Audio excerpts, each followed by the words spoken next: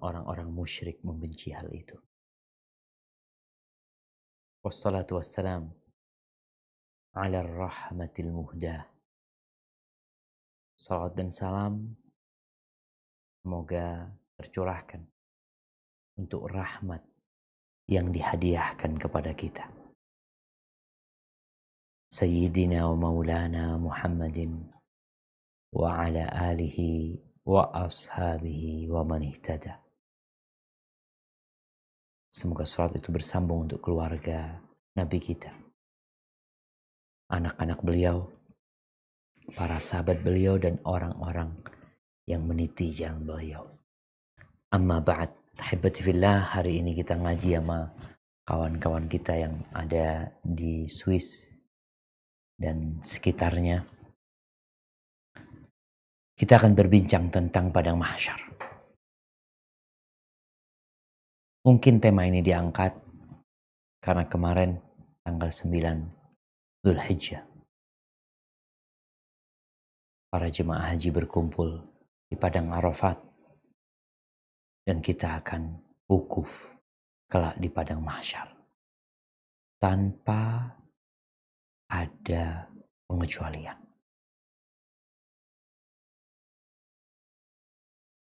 Ketika berbincang ini menjadi salah satu bentuk keimanan kita dengan hari akhir. Salah satu rukun iman itu adalah an tu'mina bil yaumil akhir. Yang Allah Jalla Jalaluh di dalam Al-Quran Karim berulang kali, bahkan kalau kita membaca surat-surat yang ada di Juz Amma, kita akan mendapati banyak cerita tentang hari kiamat. Tatkala kita beriman dengan adanya hari akhir, tentunya itu menjadi motivator kuat bagi setiap mukmin untuk beramal. Ada yang dia takutkan di sana dan ada yang dia harapkan. Rasulullah SAW menjelaskan tentang barang siapa yang ingin melihat kepada kiamat itu bagaimana terjadinya ra'yal ain, seperti melihat dengan kedua matanya, maka hendaklah dia membaca surat Idza syamsu kuwirat wa idzan nujumu kadarat. Ketika langit itu, ketika mentari itu digulung, dihilangkan cahayanya.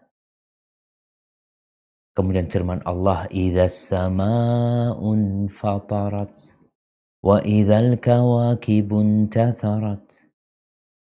Ketika langit terbelah, ketika bintang-bintang berjatuhan. Dan surat Al-Insyiqaq, Allah mengatakan idza samaun syaqqat wa adzinat li rabbiha wa huqqat wa idzal ardu muddat. Ketika langit itu pecah, terbelah, dan dia mendengarkan dan taat dengan perintah Allah Azza wa Jalla. Namun kalau bicara kiamat ini, banyak di antara kita yang lalai. Dia mempersiapkan diri untuk hari esok, tapi esok yang dekat. Besok dia mau jalan-jalan, besok dia mau safar. Anda mungkin ada acara bepergian hari Jumat. Anda akan mempersiapkan diri, bekal, apa yang diperlukan. Kita mempersiapkannya. Karena kita benar-benar memang mau melakukan perjalanan. Padahal kita nggak tahu apakah umur anak akan sampai ke hari Jumat atau tidak. Sedangkan nih sesuatu yang pasti, banyak di antara kita lalai. Kalau bicara rumah, kita bikin rumah di dunia, lupa dengan rumah di akhirat. Bicara ingin punya villa, kita berpikir punya villa di dunia, di akhirat nggak pernah terpikirkan. Ahibati fillah, sesungguhnya Allah Azza wa Jalla tatkala mematikan manusia, mematikan ciptaannya dengan ditiupkannya sangkakala, sehingga seluruh manusia itu mati. Bangsa jin pun seperti itu. Dan semuanya berdiam diri. Nggak ada kehidupan kecuali Allah Azza wa Jalla, Al-Hayyul Qayyum. Sampai nantinya ditiupkan sangkakala yang kedua. Setelah itu baru manusia akan dibangkitkan. Di mana antara sangkakala yang pertama dan kedua itu Allah Azza wa Jalla mengirimkan hujan yang seperti air mani. Kemudian air hujan itu membasahi bumi ini. Seluruh yang ada di diri manusia akan hancur. Kecuali jasadnya para nabi yang kita tahu. Kecuali ada satu hal. Ada partikel kecil di tulang ekor manusia. Dari situlah manusia akan tumbuh. Seperti sebuah biji yang disiramin. Kemudian dia tumbuh menjadi pohon. Manusia pun seperti itu. Aibatu fillah. Kalau bicara terjadinya kiamat, sebelum dibangkitkannya manusia, manusia itu benar-benar sibuk dengan kegiatan dia sehari-hari. Sampai Nabi SAW mengatakan, "Fawalladhi nafsi biyadihi, innar rajulaini yanshurani thawb fama yatuyani." Ada dua orang ini, ya namanya sedang beli baju, ditunjukkan bajunya kayak ini, bajunya nih kainnya seperti ini. Itu belum selesai dilipat, kiamat terjadi.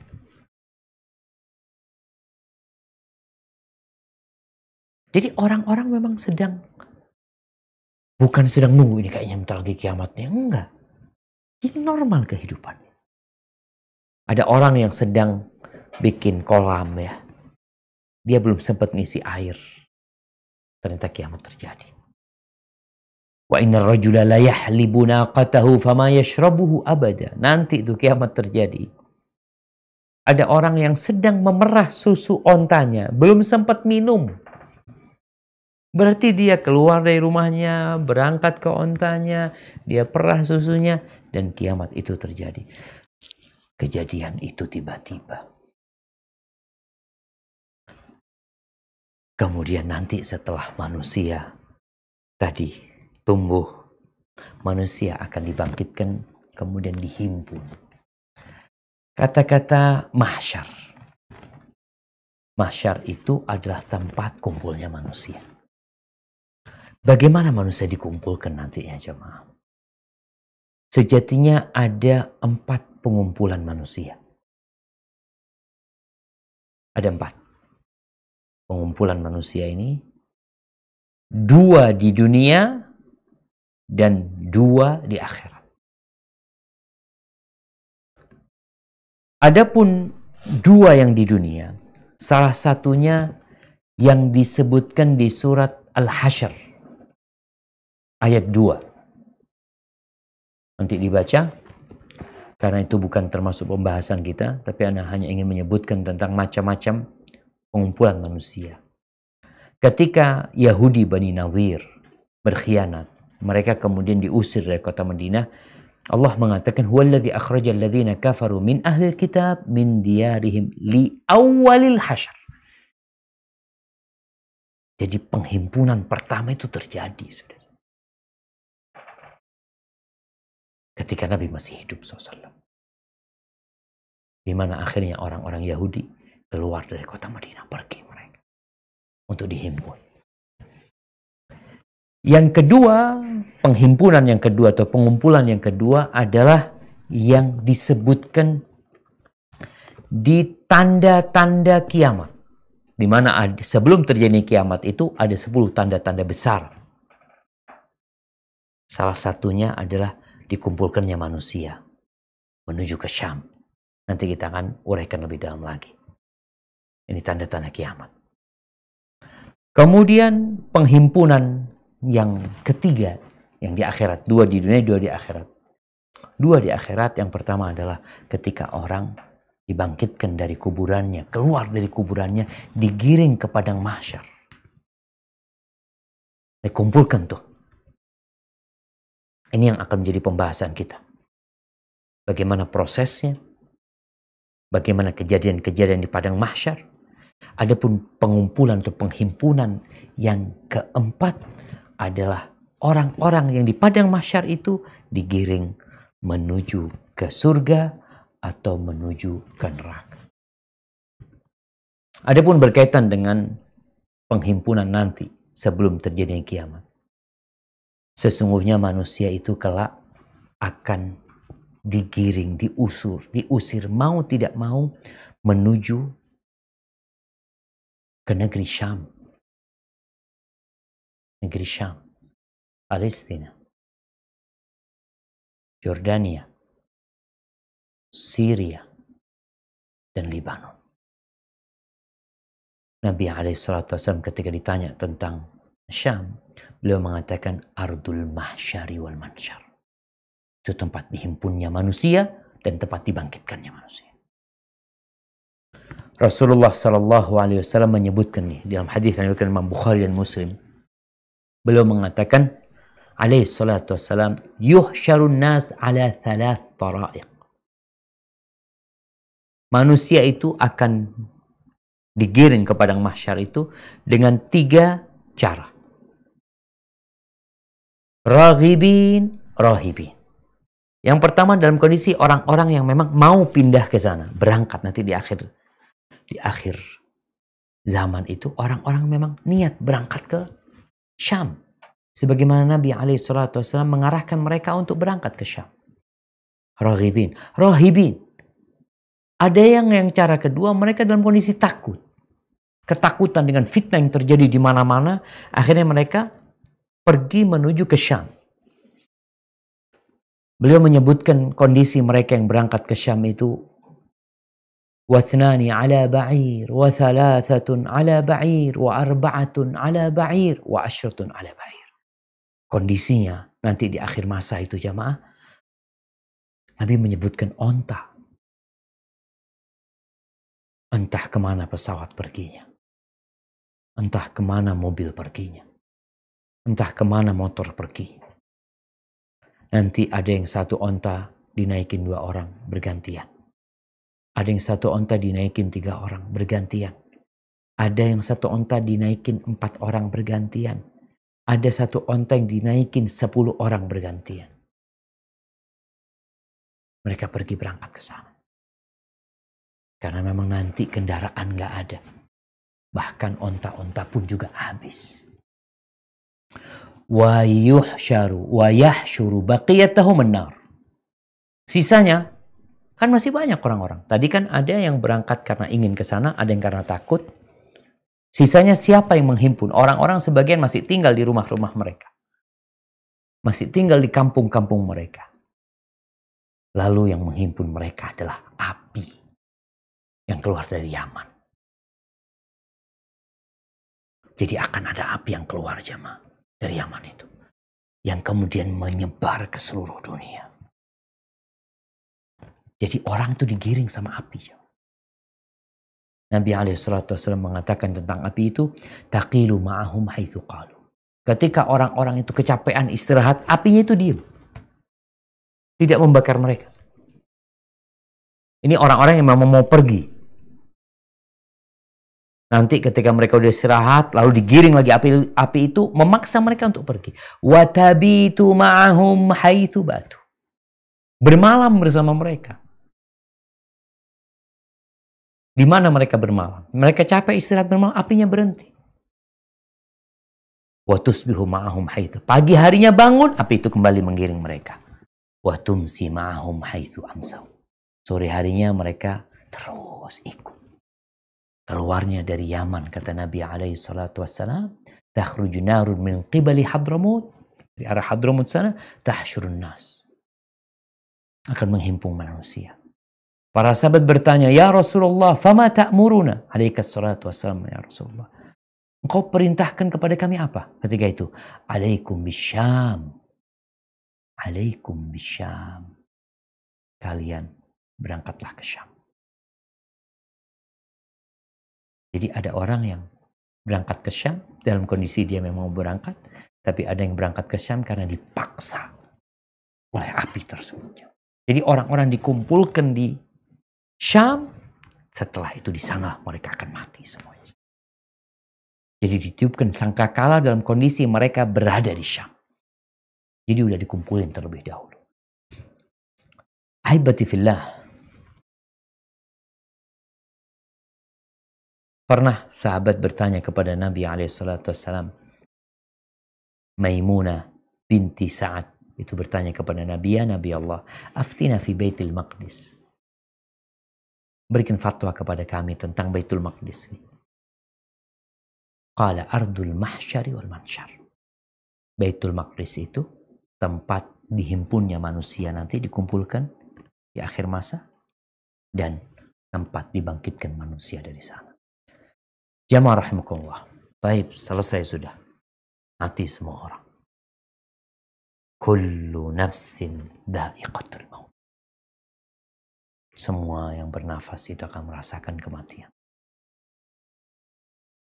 Ya nggak mati sekarang, nanti pun akan mati. Mau sebanyak apapun hartamu, mau setinggi apapun jabatanmu, yang jelas engkau akan mati. Setelah mati manusia akan dibangkitkan. Tadi cerita yang awal kita sampaikan ya. Allah kirimkan air hujan, kemudian tumbuhlah manusia itu. Thumma nufikha fi ukhra fa idahum qiyamun yanzurun. Kata Allah Azza wa Jalla, kemudian ditiupkan sangkakala yang kedua, tahu-tahu mereka bangun, berdiri kuburan. Padang mahsyar yang setelah kematian ini, dalam hadis riwayat Bukhari dan Muslim, Rasulullah SAW mengatakan, yuhsyarun nasu yawmal qiyamati ala ardin bayda afra ka qursatin naqi laysa fihi alamun li ahad. Hadis riwayat Bukhari Muslim. Kelak pada hari kiamat manusia akan dihimpun di atas bumi, tetap di bumi. Bumi itu putih. Afro, dikatakan afro itu ada merah-merahnya dikit. Seperti roti. Ada roti yang bulat ya, yang bersih, yang nggak ada gosongnya, nggak ada apa, dan di situ tidak ada satupun tanda-tanda untuk seorang. Jadi nggak ada tanda, oh aku pernah tinggal di sini. Katakan, oh ini loh rumahku di sini dulu. Mungkin buat orang yang tinggal di Syam, ketika dibangkitkan dia lihat, mungkin dia bisa tahu. Oh ini toko, aku punya toko di sini dulu. Nggak ada sama sekali. Dan tidak ada tempat untuk bersembunyi. Rata aja mah. Kalau bicara sekarang bumi ini, masih ada yang meragukan bumi itu bulat atau rata. Nanti pada hari kiamat dia akan rata aja mah. Nggak ada tempat bersembunyi buat seorang pun. Allah Azza wa Jalla berfirman di surat Thaha ayat 107. Coba dibaca. Surat Thaha ayat 107.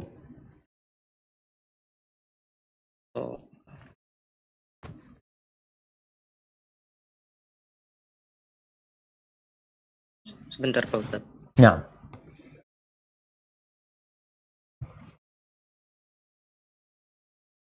Surat Thaha 107. Nah.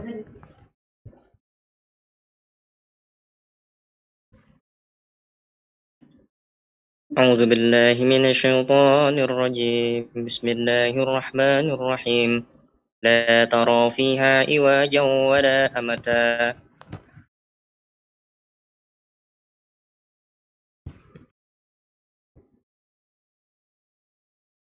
Nah, artinya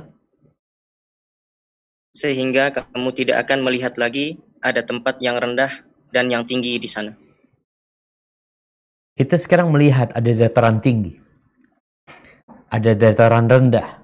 Kita melihat gunung tertinggi dunia yang semuanya akan dihancurkan sama Allah Subhanahu wa taala. Rata sama tanah. Kalau kita ingin meratakan tanah, mungkin kita uruk tanah tersebut. Tapi pada hari itu Allah hanya dengan mengatakan kun fayakun. Jadilah bumi itu rata. Dan kondisi bumi bukan seperti bumi yang kita tempatin sekarang. Allah berfirman di surat Ibrahim ayat 48. Di surat Ibrahim ayat 48. Bagaimana Allah Azza wa Jalla menjelaskan bahwasanya akan dirubah bumi ini. Allah ala kulli syai'in qadir. Dan ketika manusia dibangkitkan nanti, bumi ini akan memuntahkan emas. Akan dimuntahkan emas sebesar tiang-tiang jemaah. Ketika orang keluar dari kuburannya melihat itu emas, nggak ada yang mau ngambil itu emas. Dia hanya mendatangi mengatakan, karena ini aku membunuh saudaraku. Karena ini aku memutuskan silaturahim. Allah ingin menunjukkan kepada mereka bahwa nggak ada nilainya dari harta yang dikumpulkan manusia kecuali kalau dia beramal soleh. Nah, tafadhal dibaca. A'udzu billahi minasyaitonir rajim. Yauma tubaddalu al-ardu ghairal ardi was-samawati wa baradu lillail wahidil qahhar. Yaitu pada hari ketika bumi diganti dengan bumi yang lain dan demikian pula langit. Dan mereka manusia berkumpul di padang mahsyar menghadap Allah yang Maha Esa dan Maha Perkasa. Subhanallah jemaah. Allah jadikan bumi itu rata. Nggak ada bekas rumahmu. Bangunan yang tertinggi, sekarang manusia berlomba-lomba membangun bangunan yang tinggi-tinggi. Bahkan bangunan tertinggi itu ada di Jazirah Arab. Itu pun akan rata sama. Manusia akan dikirim ke sana. Rasulullah sallallahu alaihi wasallam mengatakan, "Tumaddul ardu yaumal qiyamati maddal adim." Bumi itu akan dibentangkan pada hari kiamat seperti dibentangkannya kulit. Kita tahu kambing itu kulitnya nggak rata karena ada di tubuhnya. Ketika sudah dikulitin, kemudian dia itu ditarik tarik lurus biasanya. Akan seperti itu bumi itu. Dan di tempat itu orang tidak memiliki kecuali tempat kaki dia. Sekarang Anda punya rumah, luasnya 100 meter. Ya, mungkin sebagian punya rumah luasnya 1000 meter. Engkau punya banyak tanah. Tapi nanti engkau tidak memiliki kecuali tempat berdiri. Dan yang pertama dibangkitkan adalah Nabi kita Muhammad sallallahu alaihi wasallam. Yang pertama dibangkitkan dari kubur untuk menuju kepada mahsyar tersebut adalah Rasulullah sallallahu alaihi wasallam. Di kuburannya beliau, kota Madinah sana. Beliau mengatakan alaihi salatu wassalam, "Anal hashir alladhi yuhsyarun nas ala qadamai." Aku adalah orang yang mengumpulkan, di mana orang-orang itu akan dikumpulkan di hasyar ke padang mahsyar itu mengikuti Nabi alaihi salatu wassalam. Ahibati fillah, bagaimana kondisi orang-orang beriman ketika mereka dihimpun pada hari kiamat? Kita tahu di muka bumi ini berdasarkan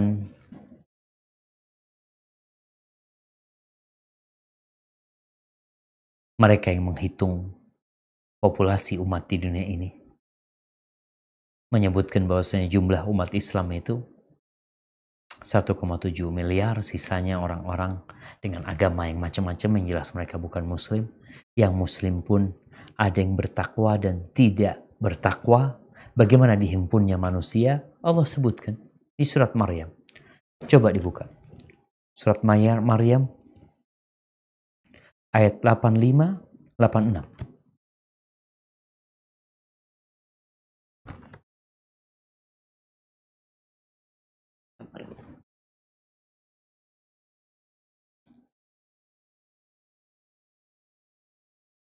أعوذ بالله من الشيطان الرجيم يوم نحشر المتقين إلى الرحمن وفدا ونسوق المجرمين إلى جهنم وردا.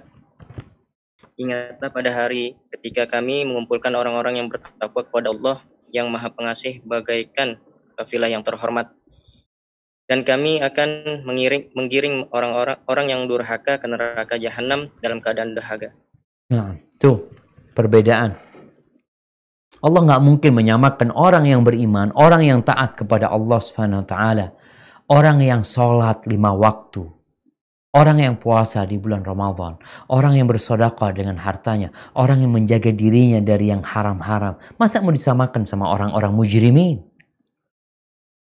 Maka nanti di padang mahsyar akan nampak bagaimana orang-orang bertakwa itu digiring menuju kepada Ar-Rahman seperti delegasi tamu kehormatan. Mereka digiring di atas onta-onta dari cahaya menuju kepada Allah Subhanahu wa taala. Sedangkan orang-orang pelaku dosa akan digiring dalam kondisi dahaga. Orang-orang beriman minum dari telaga para nabi. Adapun pelaku dosa dalam kondisi kehausan melihat orang-orang beriman minum, dia digiring menuju ke neraka jahanam. Na'udzubillah min dzalik. Ada sebagian hamba-hamba Allah yang soleh yang akan dihimpun dari perut binatang buas. Karena ketika di dunia ini ada orang yang mati dimakan macan. Yang memangsa dia itu ada 10 macan. Singa atau hena, atau dimangsa oleh ular, oleh burung-burung pemakan bangkai. Ada yang dimakan sama ikan. Tulangnya ada di ikan ini, akan tersebar ke penjuru dunia mungkin ketika dimakan ikan di lautan. Dan dia pun akan dibangkitkan sama Allah SWT. Akan dikumpulkan tubuh dia. Rasulullah SAW dalam hadis riwayat Tirmidzi. Kita tahu Hamzah, paman Rasul alaihi salatu wasallam, tewas pada waktu perang Uhud. Dalam kondisi hidung dia dipotong. Telinga dia dipotong. Perut dia dibelah. Jantung dia dikeluarkan. Nah, ketika Nabi melihat Hamzah seperti itu, Nabi mengatakan, laula an tajida Safiyah fi nafsiha la taraktuhu hatta ta'kulahu al-afiyah. Andai kata aku tidak khawatir Safiyah nanti akan bersedih ya, dengan kesedihan yang mendalam sekali, niscaya aku akan biarkan Hamzah ini dimakan oleh binatang-binatang buas, oleh burung-burung pemakan bangkai. Hatta yahsyurahullah min butuni thair wassibab. Sehingga Allah menghimpun dia dari perut-perut burung-burung dan perut-perut binatang buas. Jadi kalau ada pertanyaan, gimana orang yang matinya dibakar, kemudian debunya ditebarkan? Allah tinggal mengatakan kun, dia akan berkumpul. Ahibati fillah, bagaimana manusia dikeluarkan dari kuburan? Telanjang. Memang nggak ada yang dia bawa. Oke, ketika dia mati di dunia dikasih kafan. kafan itu hilang. Rasul sallallahu alaihi wasallam mengatakan, innakum tuhsyaruna hufatan uratan ghurral. Kalian akan digiring ke padang mahsyar nanti dari kuburan kalian dalam kondisi kalian tidak punya alas kaki. Alas kaki yang kita gunakan untuk menyelamatkan kaki kita dari batu-batu yang tajam, dari paku dan beling. Alas kaki yang terkadang juga menjadi alat kebanggaan kita untuk menunjukkan kemewahan. Engkau pakai sepatu merek apa? Pakai sandal merek apa? Nanti engkau nggak akan pakai alas kaki. Uratan, engkau akan dihimpun dalam kondisi telanjang. Pakaian yang sejatinya untuk menutup aurat. Untuk menyelamatkan diri kita dari dingin atau panas. Dan juga untuk kebanggaanmu. Pakai baju merek apa dirimu. Engkau nanti dibangkitkan dan dihimpun dalam kondisi telanjang. Urlan dalam kondisi belum sunat. Ketika Aisyah radhiyallahu ta'ala anha mendengar sabda Nabi ini alaihi salatu wassalam, dia spontan bertanya, "Ya Rasulullah, ar-rijalu wan nisa yanzuru ba'duhum ila ba'd." Wahai Rasulullah, laki sama perempuan telanjang, sebagian akan melihat kepada sebagian lainnya. Ahibati fillah, ini Aisyah. Bagaimana kehormatan dia dan kemuliaan dirinya menjaga auratnya. Sampai dia berpikir nanti kiamat gimana kalau telanjang. Di saat kita melihat manusia-manusia di masa sekarang, mereka udah telanjang sebelum ditelanjangi.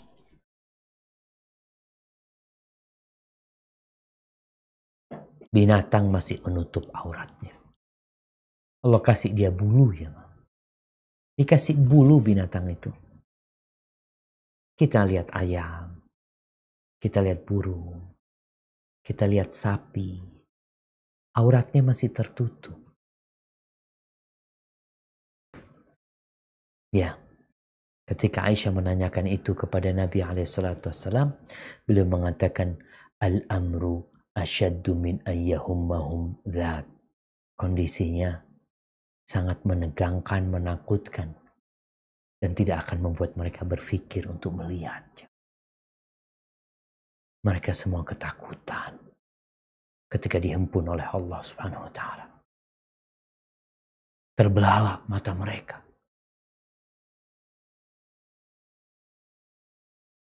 Kosong pandangan mereka. Gimana akan memikirkan melihat orang yang telanjang? Yang ada adalah diri mereka. Mereka akan mengatakan, "Man ba'atsana min marqadina hadza." Siapa yang menghidupkan kami, membangunkan kami dari tidur kami? Ustaz, bukannya ada azab kubur di sana? Kok ini orang mengatakan dari tidur kami? Iya, kita tahu ada fase antara ditiupkannya sangkakala pertama, di mana semua mati, sampai malaikat Israfil mati, dan semua malaikat-malaikat meninggal dunia. Sehingga dia seperti orang tidur. Nggak ada yang nyiksa dia pada waktu itu. Karena mereka seperti orang tidur. Fase antara tiupan pertama dan tiupan kedua. Maka mereka bertanya, siapa yang membangkitkan kami dari tidur kami? Ahibati fillah. Ada orang-orang sombong. Pada hari kiamat nanti, ketika dibangkitkan manusia, urusannya itu urusan dengan amal. Urusannya dengan amal perbuatan. Semuanya biqadri amali. Orang akan dibangkitkan sesuai dengan akhir hidup dia. Yang mati dalam kondisi bertalbiyah, ingat, dalam kondisi pakai ihram, dia sedang berhaji atau dia sedang umrah dan belum melepas ihramnya, maka Nabi SAW mengatakan ketika ada sahabat yang mati dalam kondisi seperti itu, la tuhannituh wa la tughattu ra'sah kaffinuhu fi thawbayh. Jangan dikasih parfum nih orang. Jangan dia ditutup kepalanya. Kafani dia di dua kain ihram dia. Karena sejatinya dia akan dibangkitkan pada hari kiamat dalam kondisi bertalbiyah. Fa innahu yub'atsu yaumal qiyamati mulabbiya. Dia akan dibangkitkan dalam kondisi mengatakan labbaik Allahumma labbaik. Labbaik la syarika laka labbaik. Innal hamda wan ni'mata laka wal mulk la syarika lak. Orang-orang yang mati syahid tidak dimandikan. Dia dikuburkan di dalam pakaian mereka, di dalam darah mereka. Dan akan dibangkitkan dalam kondisi darah itu keluar dari tubuhnya. Warnanya warna darah. Aromanya aroma misik, bukan amis. Dan orang-orang yang sombong sesuai dengan amal dia. Orang yang sombong itu jamaah, dia merasa besar, merasa lebih tinggi dari orang lain, merasa lebih hebat dari orang lain, meremehkan orang lain, dan tidak mau dikasih tahu, menolak kebenaran. Kata Nabi alaihi salatu wassalam, wal mutakabbirun yuhsyaruna ka'amthalidh dhar fi suwarir rijal yaghshahumudh dhullu min kulli makan. Subhanallah. Orang-orang yang sombong dibangkitkan dari kuburan. Keluar dari kuburannya kecil-kecil jamaah. Seperti semut. Seperti semut. Tapi dalam bentuk manusia. Dia diliputin kehinaan, ketakutan, kekhawatiran. Karena dia melihat ada orang-orang besar yang sedang keluar dari kuburannya. Dia takut diinjak. Dia takut ditendang. Dia ketakutan. Sesuai dengan amalannya. Bukankah engkau selama hidup di dunia yang merendahkan orang, menginjak orang? Maka pada hari kiamat engkau akan dihimpun dalam kondisi wujudnya kecil seperti dzar. Ahibati fillah, bagaimana dengan orang-orang kafir? Kita akan lihat. Allah menyebutkan bagaimana orang kafir digiring ke padang mahsyar di surat Thaha ayat 124-126. Kalau tadi digiring menuju ke neraka jahanam di surat Maryam, di sini Allah jelaskan di surat Thaha ayat 124-126. Nah,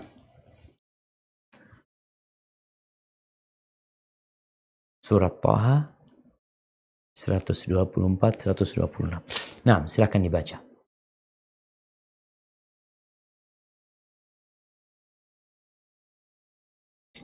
A'udzu billahi minasy syaithanir rajim. Wa man a'rada an dzikri fa inna lahu ma'isyatan dhankan wa nahsyuruhu yaumal qiyamah. Ma'isyatan dhankan. معيشة ضنكا ونحشره يوم القيامة أعمى قال رب لما حشرتني أعمى وقد كنت بصيرا كنت بصيرا قال كذلك أتتك آياتنا فنسيتها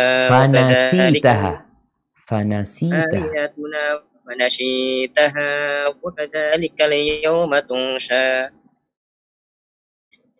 Artinya, dan barang siapa berpaling dari peringatanku, maka sungguh dia akan menjalani kehidupan yang sempit, dan kami akan mengumpulkannya pada hari kiamat dalam keadaan buta.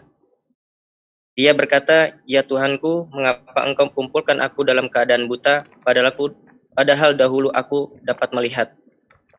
Ya Allah berfirman, demikianlah dahulu telah datang kepadamu ayat-ayat kami, dan kamu mengabaikannya, jadi begitu pula pada hari ini kamu diabaikan. Nah, tuh, yang menolak peringatan Allah, yang menolak Al-Quranul Karim di dunia, akan dapat kehidupan yang sempit. Walaupun rumahnya luas, walaupun hartanya berlimpah, Allah sudah sebutkan dan kita percaya sama firman Allah. Bahwa setiap orang yang berpaling dari peringatan Allah dia akan mendapatkan kehidupan yang sempit sesuai dengan kadar berpalingnya dia dari ayat-ayat Allah Subhanahu wa taala. Hari kiamat keluar dari kuburannya buta. Padahal dalam kehidupan dunia dia bisa melihat. Maka dia mengatakan, ya Rabbi lima hasyartani a'ma. Wahai Rabbku, kenapa engkau himpun aku, kumpulkan aku dalam kondisi buta? Ya, semua sesuai dengan amalan.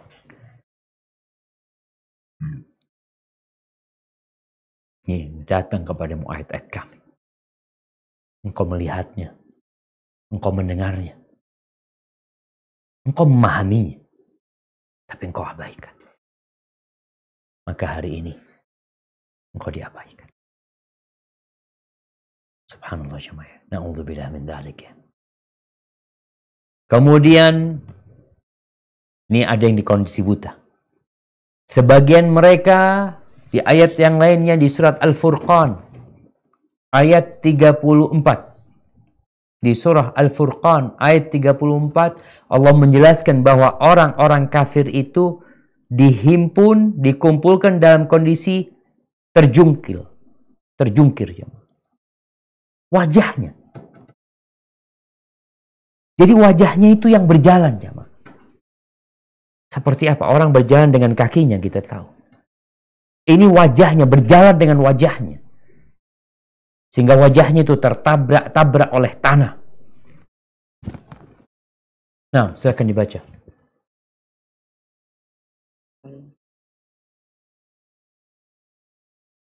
أعوذ بالله من الشيطان الرجيم الذين يحشرون على وجوههم إلى جهنم أولئك شر مكانا وضلوا سبيلا.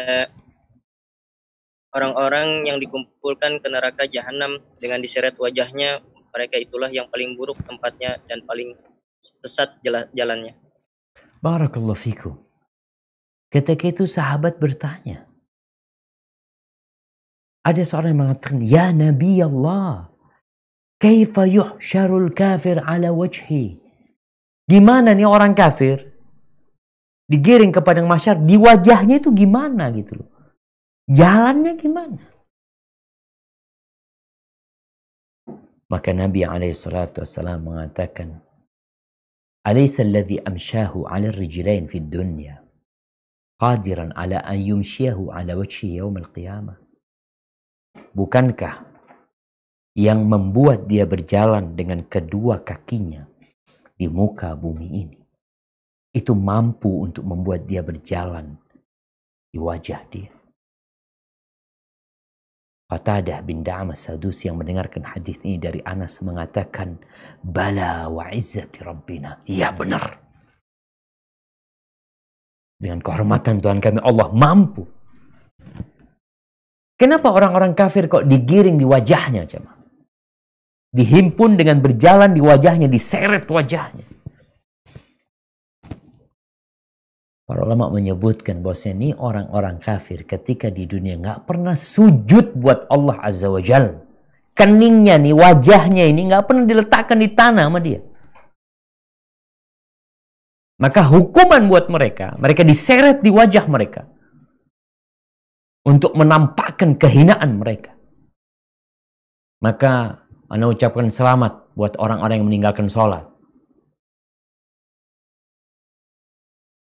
yang gak pernah meletakkan keningnya di muka bumi ini. Orang kafir itu dihimpun di wajahnya, digeret. Apa engkau mau diseret di wajahmu? Ahibati fillah, setan-setan pun akan dihimpun ke padang mahsyar. Allah jelaskan di surat Maryam ayat 68. Bagaimana setan-setan ini juga dihimpun.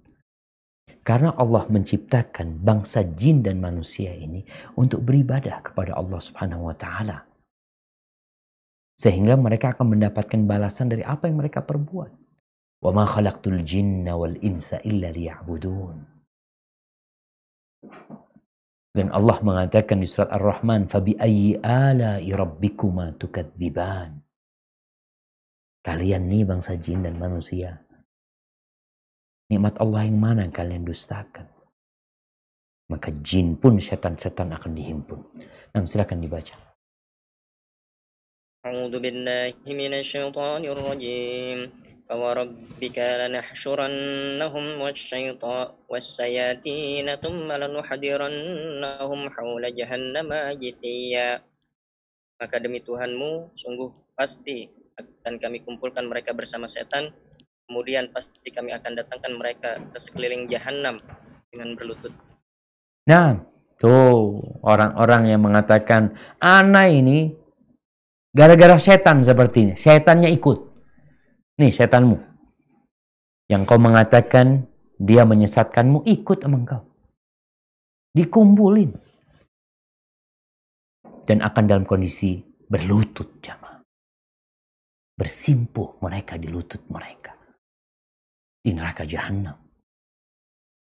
Dan Allah menceritakan tentang orang-orang kafir juga. Orang-orang fasik, para pelaku dosa, orang-orang yang zalim.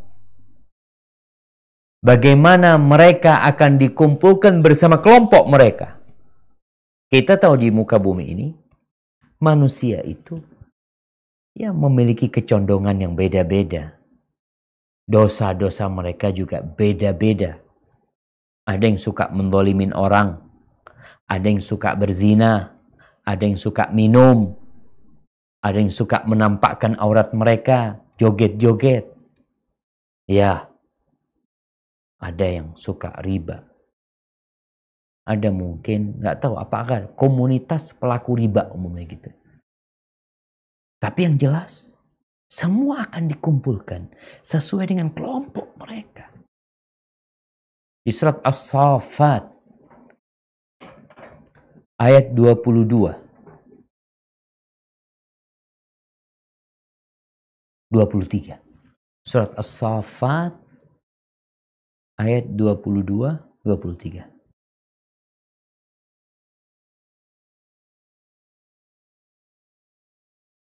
أعوذ بالله من الشيطان الرجيم احشروا الذين ظلموا وأزواجهم وما كانوا يعبدون من دون الله فاهدوهم إلى صراط الجحيم. Diperintahkan kepada malaikat, kumpulkanlah orang-orang yang zalim beserta teman sejawat mereka dan apa yang dahulu mereka sembah selain Allah, lalu tunjukkanlah kepada mereka jalan ke neraka. Nah, dikumpulin. Makanya almar'u ma'aman ahab. Orang itu akan dikumpulkan bersama orang yang dia cintai. Yuhsyarul mar'u ma'aman ahab. Dikumpulkan bersama yang dia cintai. Orang itu kenapa dilarang sama Nabi SAW untuk menyerupai orang-orang kafir, untuk menyerupai orang-orang fasik? Karena pada awalnya kita itu menyerupai orang itu kadang-kala di penampilannya dulu, di gaya rambutnya dulu, di pakaiannya.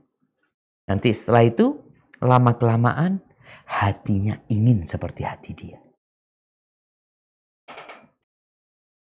Orang akan dikumpulkan bersama yang dia cintai. Pezina ya kumpulan sama pezina. Pelacur sama pelacur, ada komunitas mungkin. PSK sekarang namanya.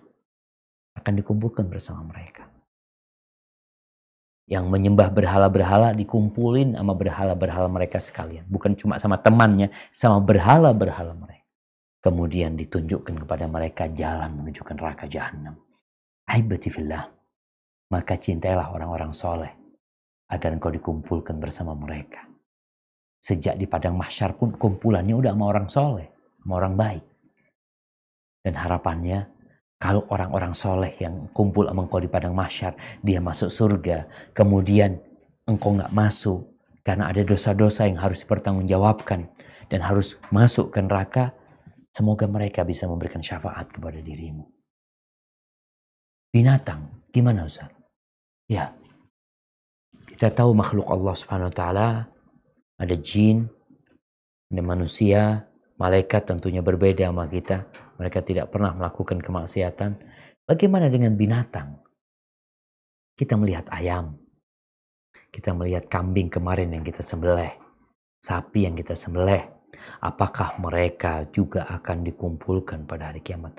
Nah, binatang-binatang akan dikumpulkan.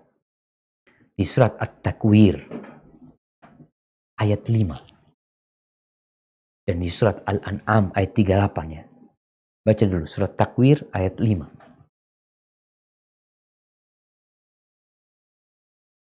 أعوذ بالله من الشيطان الرجيم وإذا الوحوش حشرت.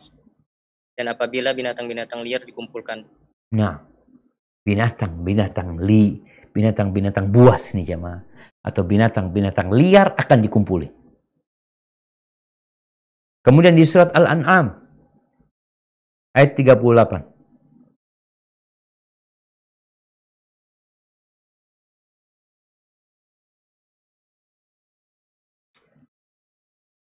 أعوذ بالله من الشيطان الرجيم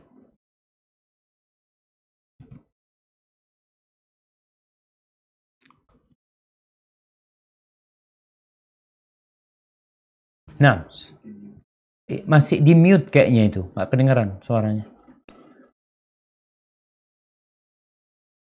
Nah, tafadhal.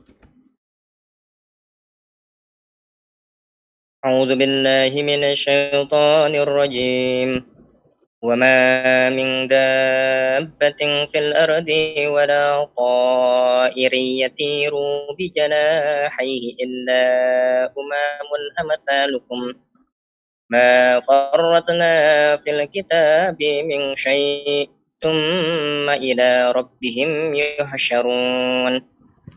Dan tidak ada seekor binatang pun yang ada di bumi dan burung-burung yang terbang dan kedua sayapnya dengan kedua sayapnya, melainkan semuanya merupakan umat-umat juga seperti kamu. Tidak ada sesuatu pun yang kami luputkan di dalam kitab, kemudian kepada Tuhan mereka dikumpulkan. Tuh jamaah, semuanya dikumpulin. Semuanya dikumpulin. Sampai ada riwayat dari Ibnu Abbas radhiyallahu anhu, hatta dzubab, sampai lalat pun akan dikumpulkan. Nggak ada yang tersisa, nggak ada yang luput. Mereka akan dikumpulkan. Allah Azza wa Jal pada hari itu akan menegakkan timbangan keadilan. Rasulullah sallallahu alaihi wasallam mengatakan, yuhsyarul khalaiku kulluhum yaumal qiyamah. Semua makhluk Allah kelak akan dikumpulkan ke padang mahsyar, di hasyar pada hari kiamat, semuanya. Kulluhum. Al-bahaim, wad-dawab, wat-tair. Binatang-binatang. Hewan-hewan ternak. Binatang-binatang, burung-burung. Wa kullu syai', dan segala sesuatu. Fayablughu min adlillah. Nabi menjelaskan tentang bagaimana keadilan Allah subhanahu wa ta'ala.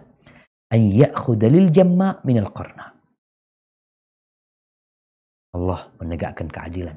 Sampai binatang-binatang yang bertanduk, yang menanduk saudaranya, yang tidak bertanduk, akan Allah ambilkan keadilan buat yang tidak bertanduk itu. Kenapa ditanduk? Lalu setelah itu, setelah keadilan ditegakkan, tsumma yaqul, lalu Allah berkata kepada binatang-binatang tersebut, hewan-hewan, burung-burung, kuni turaban, jadilah engkau tanah. Ketika itu orang-orang kafir melihat binatang-binatang tahu-tahu berjadi tanah, jamaah. Mereka melihat di padang mahsyar itu bagaimana keadilan ditegakkan. Itu binatang-binatang semua yang digiring tahu-tahu jadi debu. Apa kata orang kafir? Ya laitani kuntu turaba. Andai kata aku jadi tanah. Andai kata aku menjadi tanah. Karena dia melihat menjadi tanah lebih rahmat buat mereka daripada diazab di dalam api neraka. La yamutu fiha wa la yahya. Mereka tidak hidup dan mereka tidak mati di sana. Selesai nih. Binatang-binatang udah hisabnya selesai. Haibati fillah. Kajian kita hari ini tidak berbicara tentang banyaknya kejadian ya, banyak kejadian di padang mahsyar itu. Tentang hisab, itu ada. Mungkin nanti ada kajian sendiri tentang bagaimana penghitungan manusia di padang mahsyar. Bagaimana mizan, bagaimana timbangan nantinya, bagaimana telaga Nabi alaihi salatu wassalam, bagaimana syafaat Nabi. Itu semua kejadian-kejadian padang mahsyar yang sangat menakutkan. Insya Allah itu akan dibahas pada kajian yang lainnya insya Allah. Baik, tinggal manusia bangsa jin yang mereka mukallafun, yang mereka memang diberi amanah untuk beribadah kepada Allah Subhanahu wa taala, mereka yang akan dihisab. Bagaimana para pedagang, bisnismen? Ya. Ada sebuah hadis khusus berkaitan dengan mereka yang diriwayatkan oleh Imam Darimi dari Al-Bara bin Azib radhiyallahu anhu qala atana Rasulullah sallallahu alaihi wasallam ila al-Baqi. Suatu hari datang kepada kami Nabi alaihi salatu wasallam menuju ke Baqi. Faqal, lalu Nabi mengatakan kepada para sahabatnya, "Ya ma'syarat tujjar." Wahai para pedagang. Dipanggil, maka para pedagang ini pada ngelihat ke Nabi semuanya. Tertuju pandangan mereka, leher mereka menuju kepada Nabi alaihissalatu wassalam. Nabi panggil mereka. Setelah mereka konsentrasi, mendengarkan suara Nabi alaihissalatu wassalam, baru beliau mengatakan, "Innat tujjar yuhsyaruna yawmal qiyamati fujjaran illa manittaqa wa barra wa sadaq." Sesungguhnya para pedagang pada hari kiamat akan dihimpun dalam kondisi mereka adalah pelaku dosa. Orang-orang jahat mereka. Kecuali yang memiliki 3 kriteria. Engkau pedagang, tujjar fujar. Pedagang itu banyak penjahat di antara mereka. Kecuali yang punya 3 kriteria. Ittaqah, dia bertakwa kepada Allah Subhanahu wa taala. Dan jual beli dia. Dia tidak menjual yang haram. Tidak menjual dengan cara yang haram. Tidak menipu. Tuh, bertakwa kepada Allah Subhanahu wa taala. Wabar, dan dia memenuhi sumpahnya. Kadangkala pedagang ini sukanya sumpah. Wallahi anak ngambilnya sekian. Anak kasih untung antum sekian. Banyak sekali para pedagang itu. Demi Allah ya. Anak pernah ditipu sama pedagang. Ketika kok kayak gini barangnya. Wallahi. Wallahi apanya wallahi.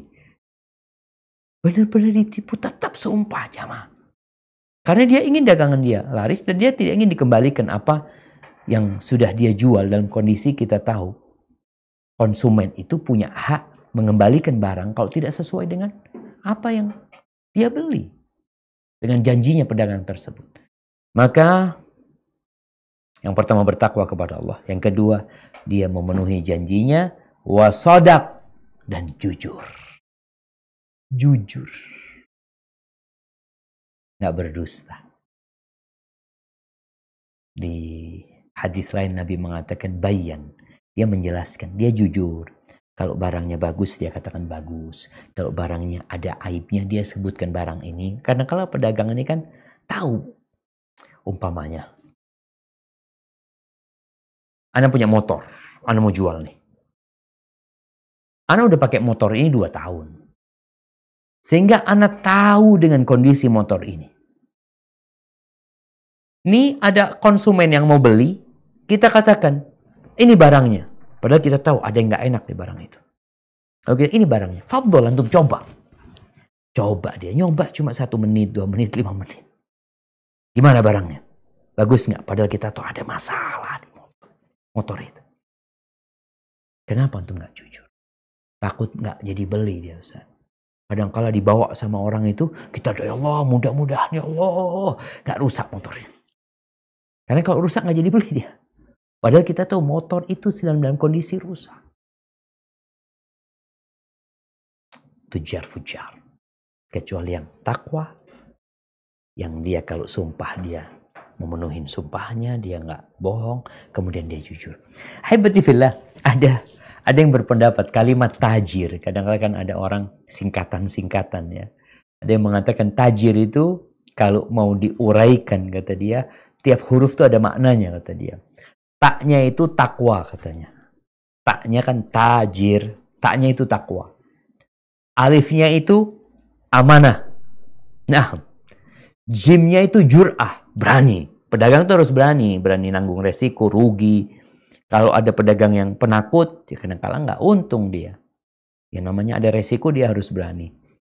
Kemudian rohnya itu rohmah kata dia. Ya ini kayaknya mengada-ngada tapi nggak apa-apa lah. Kadang-kadang kan orang suka sama singkatan-singkatan, maka tajir itu taknya takwa, alifnya amanah, jimnya jur'ah artinya keberanian, rohnya rohmah. Ahibati fillah. Hadis yang baru saja kita bacakan tentang para pedagang. Ini menjadi ya petuah buat mereka, peringatan buat mereka. Jangan sampai engkau kemudian dikumpulkan bersama para pelaku dosa, bukan sama para pedagang. Karena engkau termasuk orang-orang yang memang penjahat dalam perdagangan. Ahibati fillah, kondisi manusia di padang mahsyar itu Allah Azza wa Jalla menjelaskan di banyak ayat dalam Al-Quran Al-Karim ya. Di surat Al-Infitar ayat 4 umpamanya Allah mengatakan wa idzal quburu bu'tsirat. Ketika kubur itu dibongkar, dikeluarkan yang di dalamnya. Kemudian di surat Yasin ayat 51 Allah mengatakan wa nufikha fis sur fa idzahum minal ajdathi ila rabbihim yansilun. Ditiupkan sangkakala yang kedua. Tahu-tahu manusia itu dari kuburan mereka bangkit menuju kepada Allah, yansilun. Artinya bersegera mereka menuju ke sana. Kemudian di surat Al-Ma'arij ayat 43 Allah mengatakan ka'annahum ila nusubi yufidhun. Seakan-akan mereka itu berlomba-lomba menuju kepada sebuah tanda ya. Jadi kalau ada orang lomba mau disuruh menuju ke satu tempat, mereka rombongan gitu, bersegera menuju ke sana. Kemudian disebutkan di surat Al-Qamar di ayat 7 dan 8 Allah mengatakan yakhrujuna minal ajdathi ka'annahum jaradun muntashir muhti'in ila da'. Mereka keluar dari kuburan mereka seperti belalak jamaah yang bertebaran. Muhti'in dalam kondisi mereka bersegera tapi menundukkan kepala mereka. Mereka dalam kondisi afan, bukan menundukkan pandang mereka, kepala mereka melihat ke atas, tapi kosong pandangan mereka. Mereka tidak tolah-toleh ke kanan, ke kiri. Disebutkan di surat Ibrahim ayat 43 kondisi manusia pada waktu itu, wa afidatuhum hawa. Dan hati mereka karena ketakutan, jadi nggak tahu mau berbuat apa mereka. Ahibati fillah, ketika mereka keluar dari kuburan mereka dalam kondisi kebingungan, memandang mata mereka, tidak terdengar kecuali suara kaki yang bergerak. Setelah itu ada yang menyeru mereka. Coba dibuka surat Thaha ayat 108. Di surat Thaha ayat 108.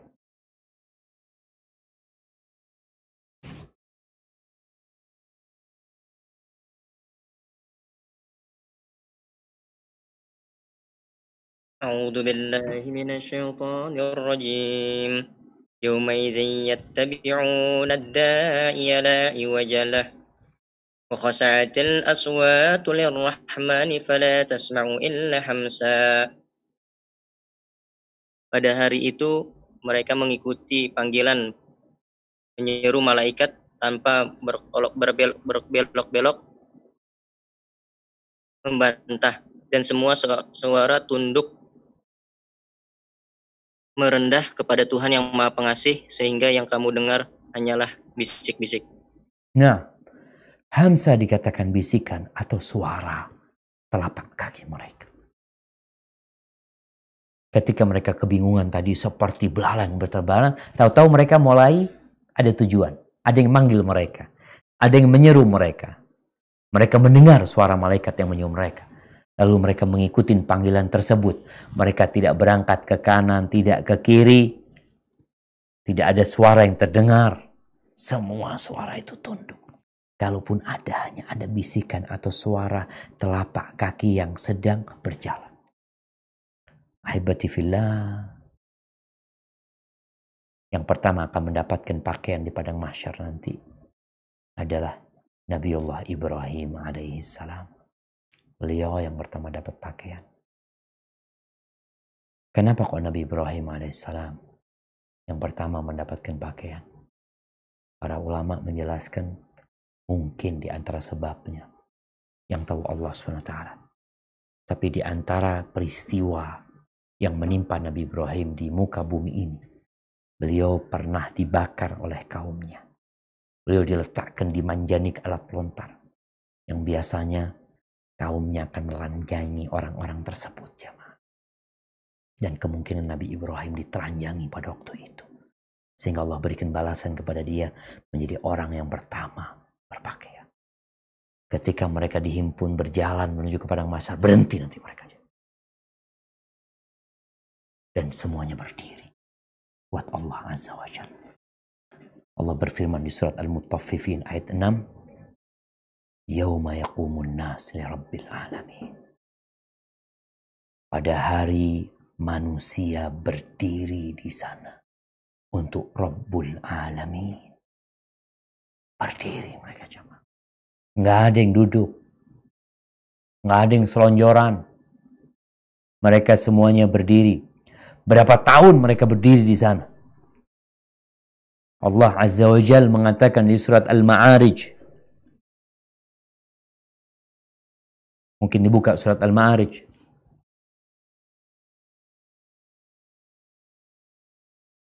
Ayat 3 cuma. Ayat 4. Ayat 4. Nah. Iya, tafadhal.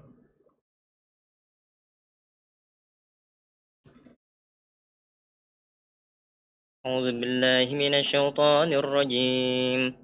تعرج الملائكة والروح إليه في يوم كان مقداره 50,000 سنة. Para malaikat dan Jibril naik menghadap kepada Tuhan dalam sehari setara dengan 50.000 tahun. Sehari setara sama 50.000 tahun. Iya. Ada hari-hari yang setara dengan 50.000 tahun. Berhenti manusia, berdiri di sana. Belum ada hisab nih. Mereka diberhentikan di sana.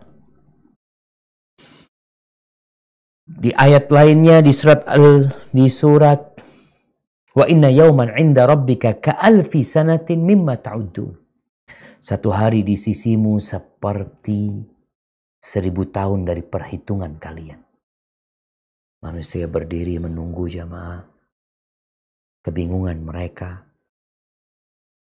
Di situ matahari mendekat. Kata Nabi SAW bercerita tentang kejadian matahari mendekat itu. 1 mil jaraknya dengan manusia. Kemudian manusia tenggelam dalam keringat mereka. Yaqumu ahaduhum.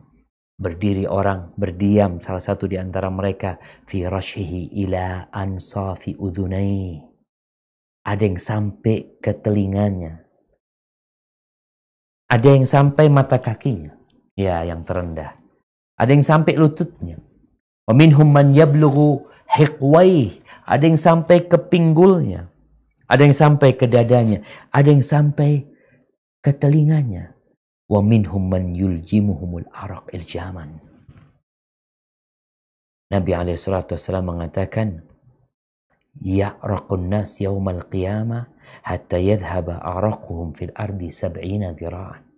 Orang itu terus berkeringat jemaah. Sampai keringatnya itu dihisap sama bumi sedalam 70 hasta. Kalau yang sampai ke telinganya, seperti dalam kaca-kaca manusia. Artinya di sebelahnya keringatnya sampai ke lututnya, yang sebelahnya sampai ke telinganya. Dan Allah bikin mereka melihat kepada orang lain. Untuk menjadikan azab itu semakin pedih buat dirinya. Kalau kita tahu seperti itu, di situ ada naungan Allah Subhanahu wa taala. Ada naungan. Kata Rasul sallallahu alaihi wasallam, sab'atun yudhilluhumullah fi dhillih. Ini belum hisab, ingat kita belum bicara hisab. Pada hari itu ketika matahari mendekat, ada 7 orang, 7 jenis manusia yang akan mendapatkan naungan dari Allah Subhanahu wa taala.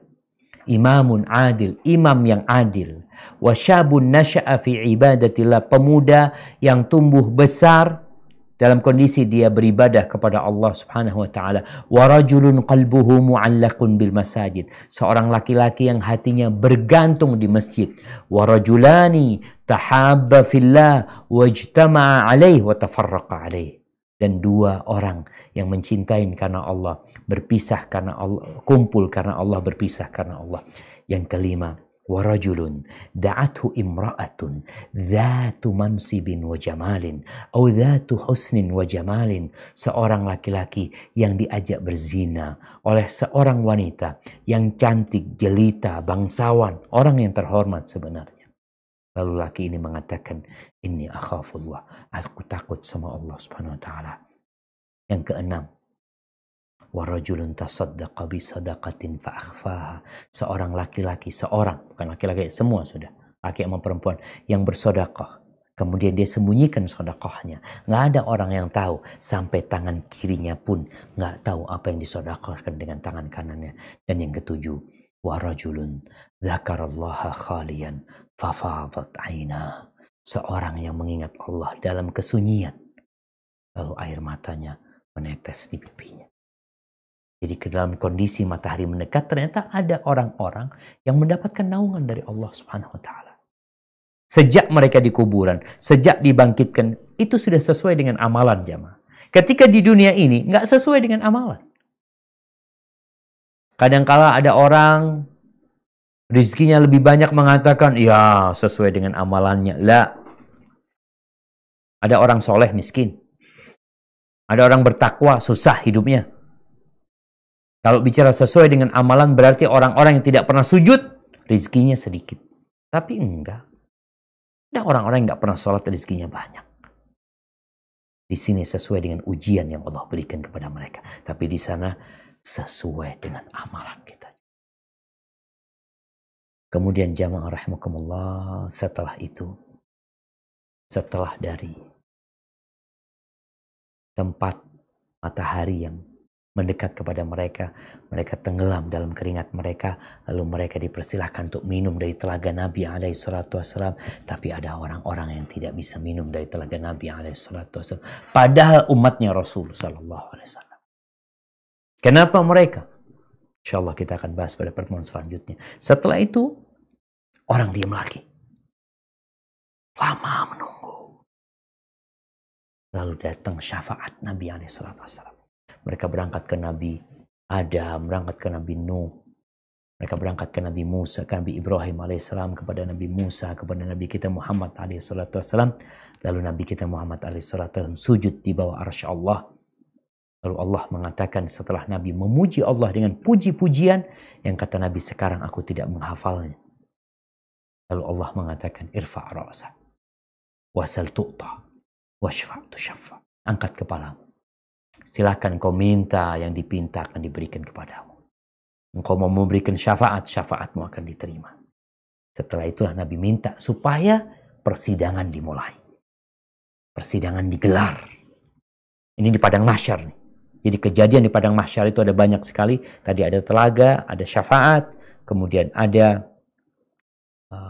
perhitungan di mana Allah menanyakan kepada setiap hambanya. Kemudian setelah itu ada pembagian rapot. Setelah itu ada penimbangan amal perbuatan. Setelah penimbangan amal perbuatan ini dan penimbangan rapot, mereka kemudian digiring menuju ke neraka jahanam. Di situ ada kegelapan, jamaah. Orang-orang kafir akan berjatuhan ke neraka jahanam. Mereka tidak melewati sirat. Sedangkan orang-orang beriman akan dikasih cahaya. Dengan cahaya itu mereka akan sampai ke sirat dan melewati sirat yang berada di atas neraka jahanam sesuai dengan amal perbuatannya masing-masing. Hada wallahu a'lam bishawab. Mungkin itu yang bisa Anda sampaikan pada kesempatan kali ini. Kita masuk ke sesi tanya jawab. Nah, Jazakallah khairan kasiran Ustadz. Selanjutnya adalah sesi tanya jawab. Disilakan untuk Bu Evi.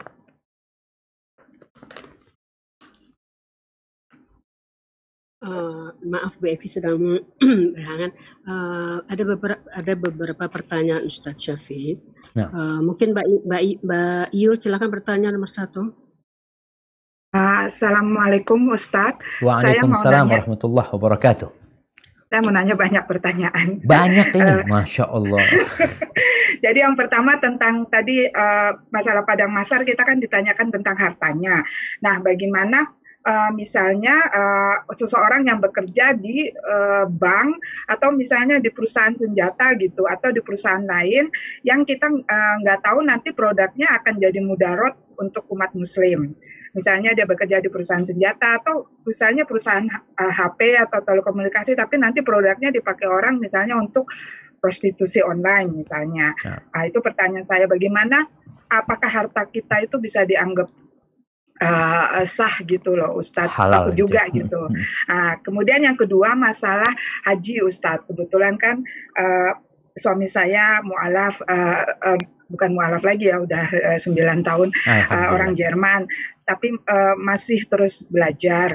Nah, saya pingin haji, tapi suami saya masih belum mantap. Jadi apakah saya harus menunggu suami saya pergi bersama mahram itu, apakah wajib bagi seseorang? Karena kalau yang saya tahu di Saudi Arabia umur 45 sudah boleh tanpa mahram, tapi dalam Islam sendiri bagaimana Ustadz pergi haji tanpa mahram atau umroh? Kemudian yang ketiga masalah OWOS atau ODOS Ustadz, untuk online one juz atau online one day one juz atau one week one juz, itu bagaimana dalam syariahnya? Apakah bisa dikatakan nanti bid'ah ataukah hanya untuk memotivasi diperbolehkan? Jazakallah khair. Nah, barakallahu fikum. Iya jamaah, Masya Allah, diborong pertanyaannya. Ini anak takut sampai maghrib akhirnya jawab pertanyaan ibu. Pertanyaan yang pertama berkaitan dengan orang yang bekerja. Ingat, ketika kita bekerja di sebuah tempat, kalau bicara tempat riba selesai, tempat itu tempat memang di situ ada akad riba, akad yang dimurkai sama Allah Subhanahu wa taala. Nggak boleh di sana. Tapi sekarang kalau tanya tadi, kita bekerja di perusahaan yang bicara handphone, senjata atau lain-lainnya, sebenarnya yang diproduksi itu boleh. Jadi selama yang diproduksi itu secara hukum agama boleh, maka nggak ada masalah. Perkara penggunaannya, ya orang menggunakan alat-alat itu sebenarnya bisa untuk kebaikan, bisa untuk kejahatan. Itu kembali kepada penggunanya. Maka nggak apa-apa kita bekerja di tempat itu, kecuali kita itu kita jualan senjata. Kita jualan senjata. Atau jualan pisau. Jual pisau boleh. Ada orang pakai pisau itu untuk nyembelih ayam, nyembelih motong bawang, tapi ada yang untuk nusuk orang. Apakah kita berdosa? Nggak berdosa kita. Karena hukum asalnya halal barang yang kita jual. Kalau kondisinya ada orang mau beli pisau kita, lalu dia mengatakan, aku mau beli pisau yang ini. Aku mau bunuh orang itu. Di sini kita nggak boleh jual buat dia. Karena kalau kita jual berarti kita membantu dia untuk membunuh orang. Tapi kalau secara hukum awalnya boleh-boleh aja, nggak ada masalah. Tinggal masalah penggunaannya nantinya. Selama kita nggak tahu dan orang itu juga tidak menyampaikan, kita tidak perlu cari tahu. Karena barang yang dijual adalah barang yang halal, diperbolehkan dalam agama untuk diperjualbelikan. Baik, Pertanyaan yang kedua berkaitan dengan haji. Allah Azza wa Jalla mengatakan walillahi 'alan nas hajjul baiti man istata'a ilaihi sabila. Allah tuh memiliki satu kewajiban atas manusia untuk berangkat haji bagi yang mampu. Jadi orang ketika mampu dia wajib haji. Ada perselisihan di antara para ulama. Apakah haji ini termasuk kewajiban yang harus langsung ditunaikan atau boleh ditunda? Ini dua. Boleh ditunda atau langsung. Mamanya anak mampu berangkat haji tahun ini, berarti anak harus berangkat tahun ini. Nggak boleh nunda tahun depan atau tahun selanjutnya. Atau boleh ditunda. Anak rasa ketika orang itu mampu, segerakan berangkat haji. Karena menunda-nunda ini akan membuat kita akhirnya tidak berangkat. Apalagi kita tahu haji ini berkaitan ibadah harta, fisik, dan hati. Takut uangnya habis dipakai. Karena kita tahu punya mobil nggak wajib, punya rumah nggak wajib, berangkat haji wajib. Maka segerakan berangkat haji. Masalahnya yang ibu tanyakan tadi kan, gimana suami belum mantap? Apakah berangkat haji itu harus pakai mahram? Kemampuan orang itu dalam madhab Hambali, ketika orang itu tidak ada pendampingnya, mahramnya, maka nggak wajib buat dia. Jadi syarat wajib itu, insya Allah kalau Anda tidak salah, dalam madhab Hambali berpendapat adalah adanya mahram. Ketika tidak ada mahram, dia nggak mampu berarti. Tapi di madhab yang lain, seperti Imam Syafi'i mengatakan tetap dia wajib berangkat haji. Walaupun nggak ada mahramnya umpamanya. Tapi tetap harus ada pendampingan yang ini haji wajib ya. Yang mengamankan dia. Ada kelompok yang amanah umpamanya. Dia berangkat bersama mereka. Itu dalam pendapat Imam Syafi'i insya Allah rahimahullah ta'ala. Tapi Anda lihat. Ketika anti bicara mahram kan nggak harus suami. Bisa jadi saudara, bisa jadi paman, bisa jadi keponakan. Mereka adalah mahram. Jadi kalau masih ada mahramnya, berusaha untuk berangkat sama mereka, asalkan walaupun tadi tidak bersama suami. Tinggal sekarang masalah memantapkan suami. Jadi kadangkala kalau tadi ibu udah nyampaikan suami sudah 9 tahun masuk Islam ya, mungkin memang selama ini belajarnya kurang intensif. Sehingga kalau bicara, Anda punya teman ya, dulu dari Italia, dia sekolah di Madinah, masuk Islam, dia kemudian sekolah di Madinah, dia 2 tahun masuk Islam, sudah hafal 20 juz Al-Quranul Karim. 2 tahun masuk Islam. Jadi kondisinya kalau sudah 9 tahun, insya Allah seharusnya lebih mantap. Maka nasihat anak ibu banyak-banyak istighfar, minta ampun sama Allah, kemudian mulai kalau bicara sama suami itu bicara keimanan.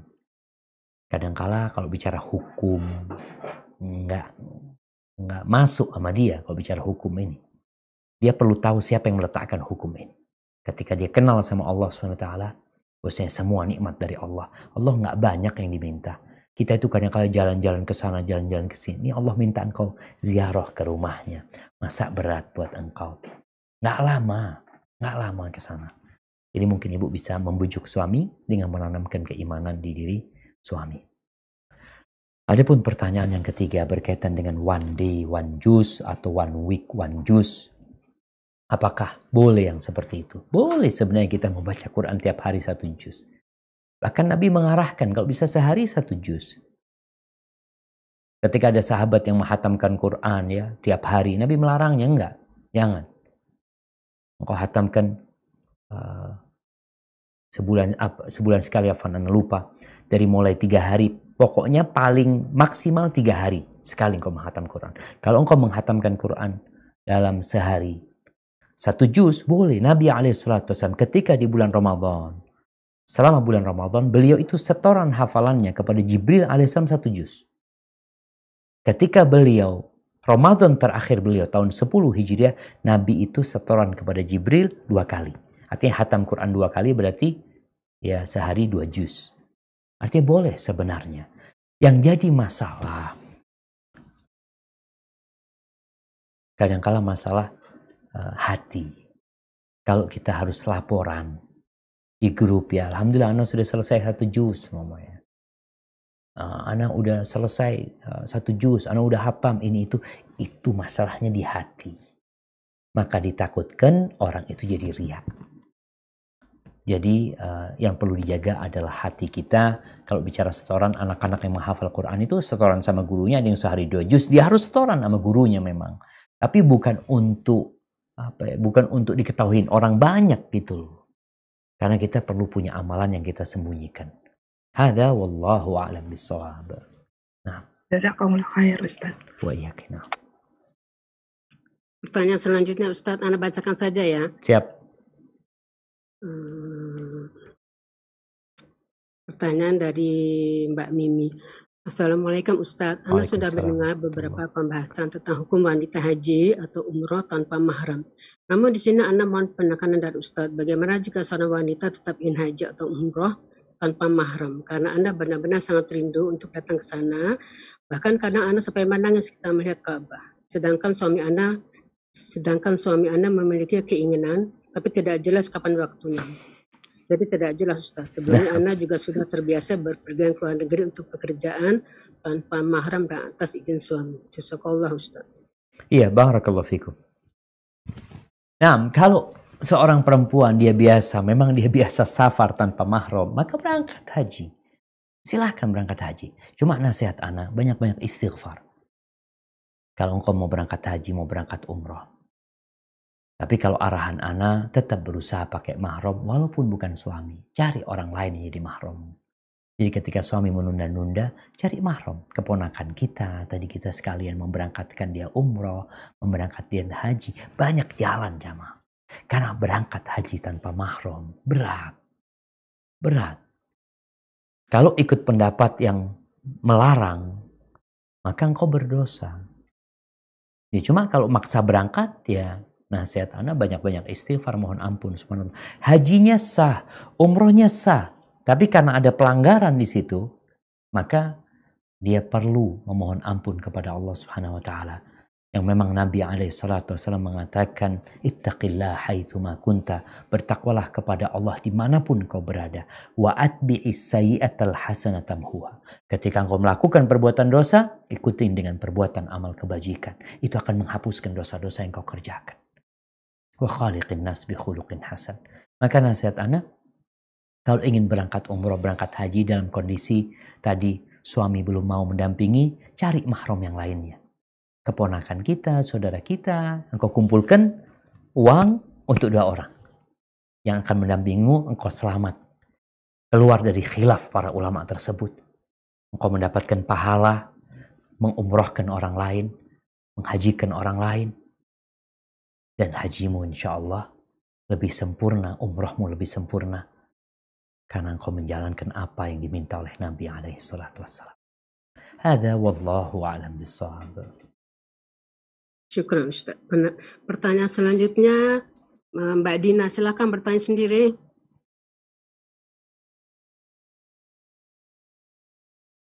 Mbak Dina.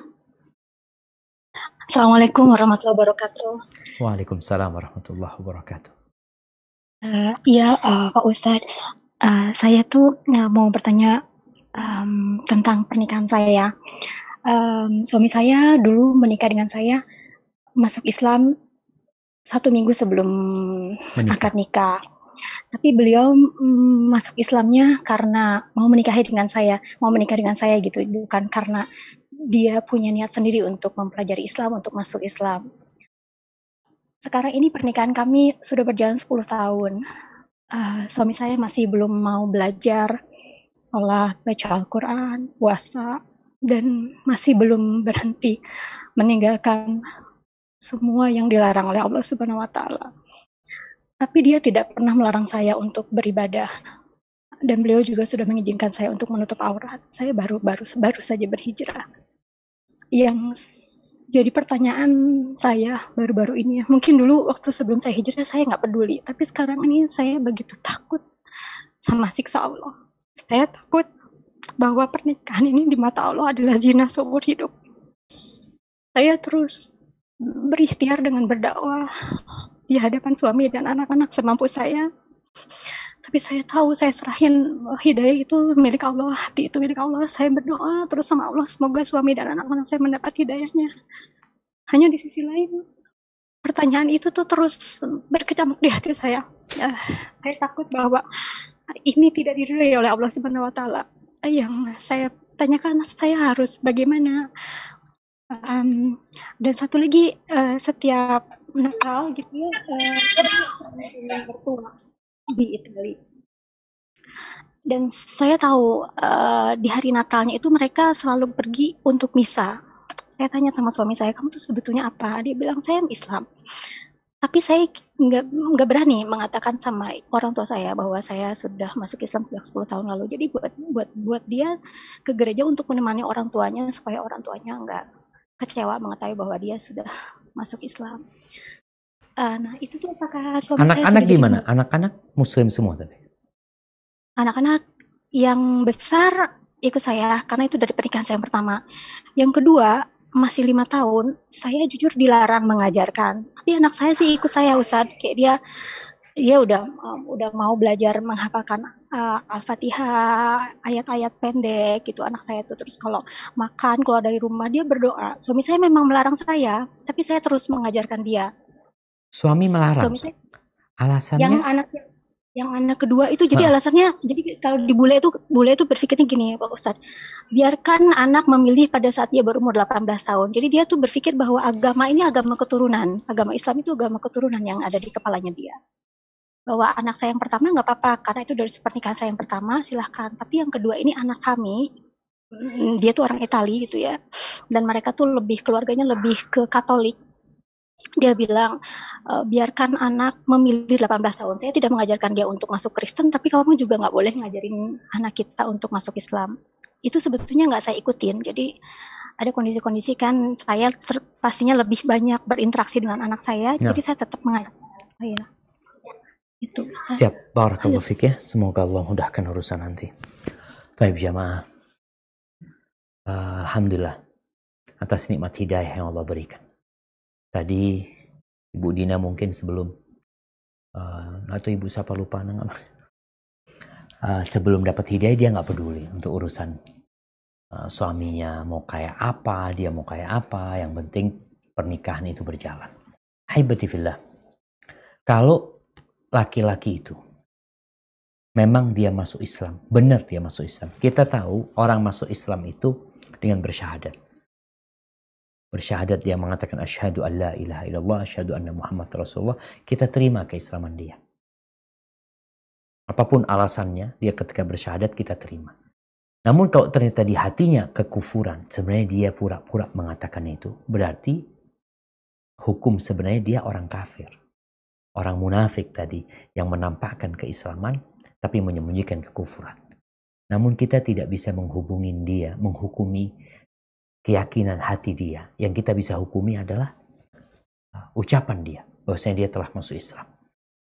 Namun kita tahu Islam ini menuntut orang itu untuk melaksanakan perintah-perintah Allah dan menjauhi larangannya. Bicara sholat, ketika orang itu sama sekali tidak sholat. Maka kita tahu pendapat para ulama yang mengatakan orang yang tidak sholat telah keluar dari Islam. Yang ditakutkan memang dia belum Islam. Dia mengatakan itu kepada anti, bahwasanya dia Muslim, sebagaimana dia mengatakan kepada orang tuanya, dia masih Nasrani. Jadi, wallahu alam, ada mungkin orang-orang sana ya, orang-orang sana itu nggak peduli sama agama sebenarnya. Seperti yang tadi dia katakan kepada, udah nggak usah dia mau Islam, mau Kristen, buat dia semua agama sama. Sehingga dia hari ini mau Muslim, nggak ada masalah buat dia. Nanti dia mau Nasrani lagi, buat dia nggak masalah. Ini yang berbahaya ketika pemikiran itu ada.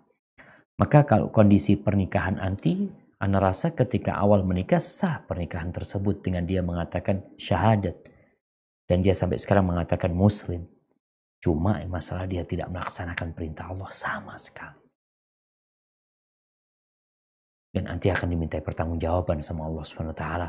Karena kita tahu ketika seorang menikah, Nabi alaihi salatu wassalam sudah berpesan, lihat agama dan akhlaknya.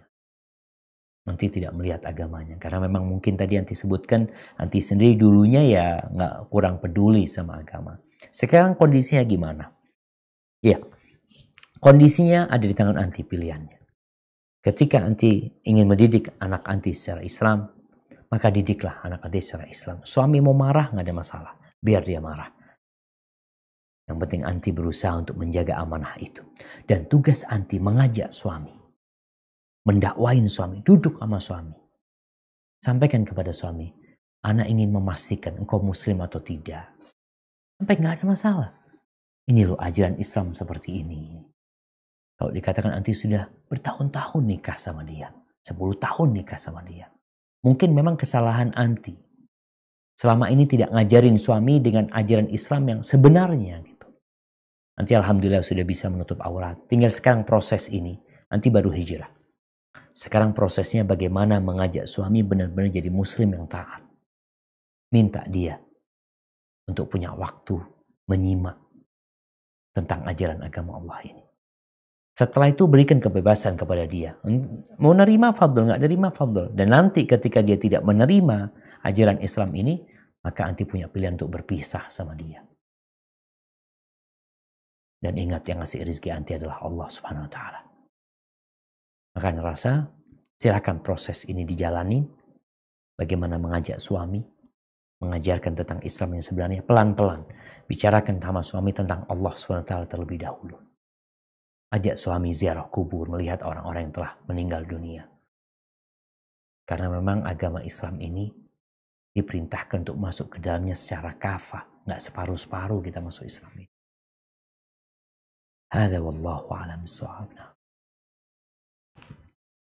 Syukran Ustaz. Pertanyaan selanjutnya Ibu Nan, silakan. Ibu Nan. Ya, Assalamualaikum warahmatullahi wabarakatuh, Ustaz. Waalaikumsalam warahmatullahi wabarakatuh. Saya ada beberapa pertanyaan. Yang pertama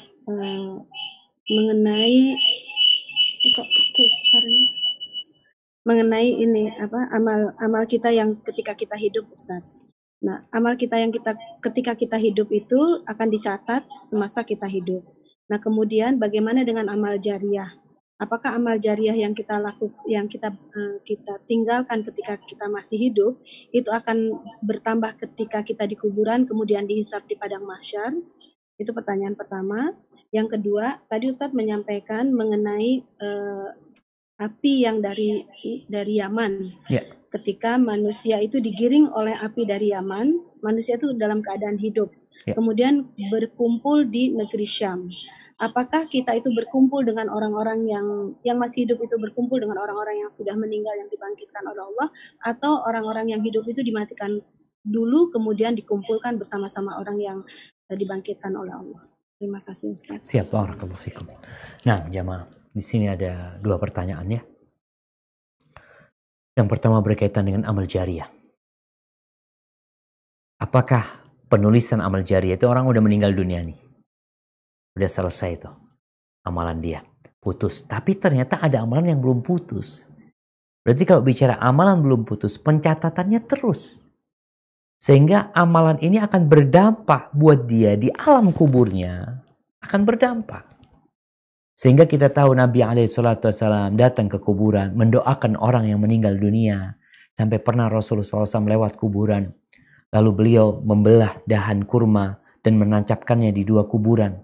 Sehingga kata Nabi SAW, innahuma la yu'adzaban, itu 2 orang benar-benar disiksa. Mereka disiksa bukan karena sesuatu yang besar, tapi itu besar sebenarnya. Akhirnya Nabi, singkat cerita, Nabi menjelaskan bahwasanya dengan adanya 2 dahan itu, Nabi berharap mereka diringankan azabnya selama dahan itu masih kering. Artinya amalan-amalan dia itu akan berpengaruh kepada dia di alam kubur. Sebagaimana doa-doa anak. 3 hal yang tidak putus. Doa anak yang soleh. Itu bisa meringankan orang tua. Yang mungkin dia punya banyak dosa ya. Kemudian ketika di alam kubur dia disiksa sehingga istighfar anaknya ini dapat meringankan. Sebagaimana amal jariah ilmu yang bermanfaat. Semakin banyak manfaatnya. Dia umpamanya membangun masjid. Ketika dia bangun masjid mungkin yang sholat sedikit.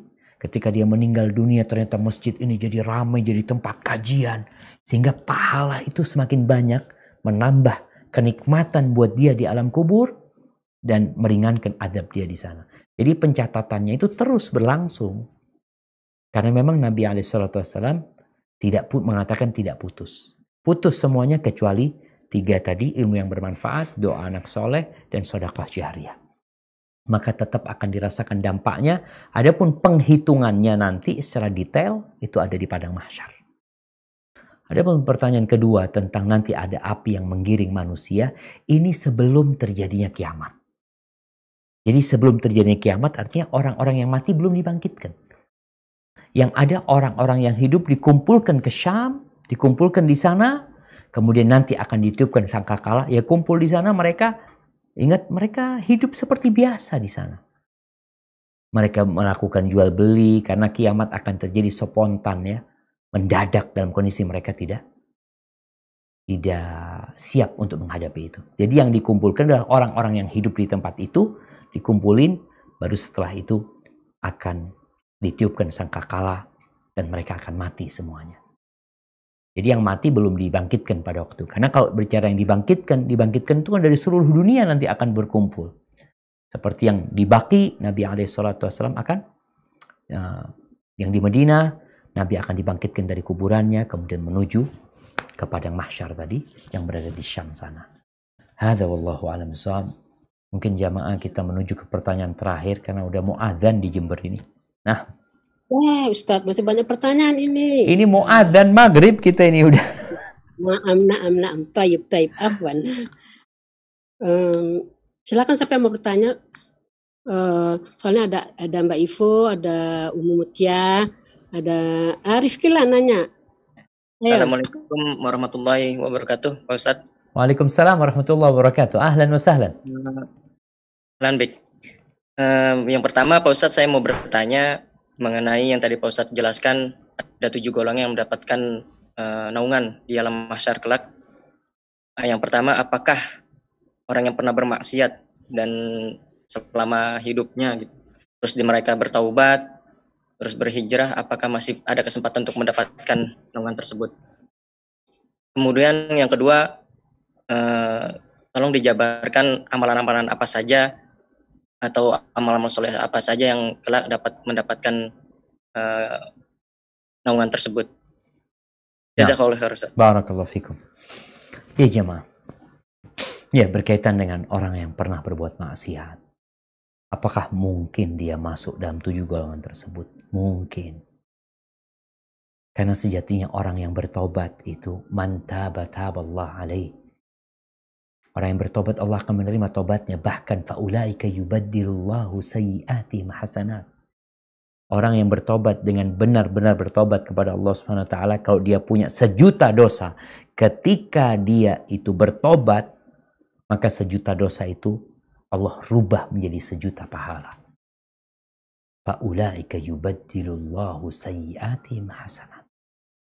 Jadi kondisinya mungkin ketika dia bertobat kepada Allah, lalu dia menjadi pemimpin yang adil, atau dia menjadi orang yang hatinya bergantung sama masjid. Tapi ada kondisi yang dia nggak mungkin jadi itu. Seperti pemuda.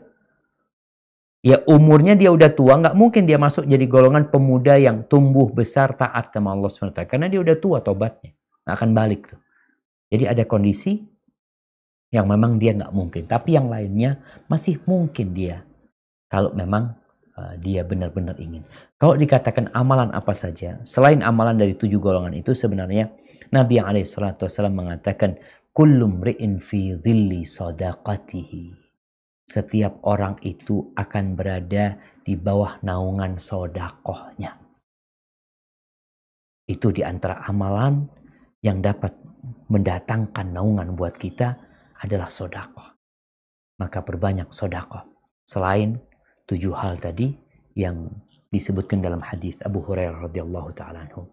Hadza wallahu a'lam bishawab jemaah. Mungkin itu yang bisa Ana sampaikan pada kesempatan kali ini. Insyaallah untuk pertanyaan-pertanyaan yang lainnya bisa kita lanjutkan pada perjumpaan yang akan datang. Ana mohon maaf benar-benar karena memang waktu maghrib di Jember ini lebih dulu ya dari Jakarta, mungkin di Jakarta setengah jam lagi, tapi kita mungkin tinggal 1-2 menit lagi kita akan mendengarkan azan maghrib. Insyaallah mungkin pertanyaan-pertanyaan yang belum bisa dijabarkan secara luas bisa nanti pada pertemuan yang akan datang. Kurang lebihnya ana mohon maaf. Ana kembalikan kepada pembawa acara. Jazakumullah khairan. Dalam kajian-kajiannya, mudah-mudahan semua apa yang dijabarkan oleh beliau menjadi, kita ambil hikmahnya untuk kita menjadi pribadi yang lebih baik. Amin amin ya rabbal alamin. Kita tutup majelis ini dengan baca doa kafaratul majlis. Bismillahirrahmanirrahim. Subhanakallahumma wa bihamdika asyhadu an la ilaha anta subhanaka astaghfiruka wa atubu ilaik. Sekian dari saya. Klik tombol berikut untuk mendapatkan update ilmu yang insya Allah faat.